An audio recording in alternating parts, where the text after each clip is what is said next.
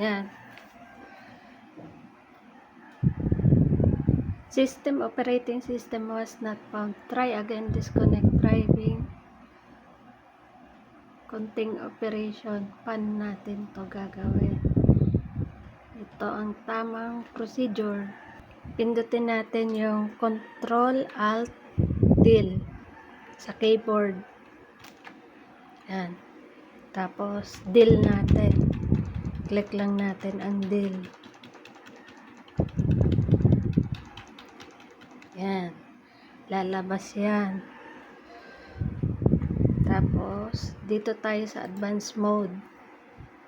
Click lang natin. Punta tayo sa boot. Hanapin natin ang ating hard drive. Punta tayo dito sa hard drive. BBS priority. Tapos papalitan natin tong boot option 1.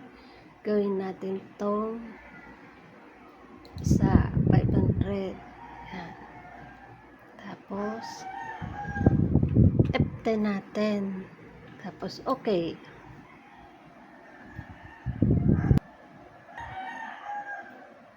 Solved na.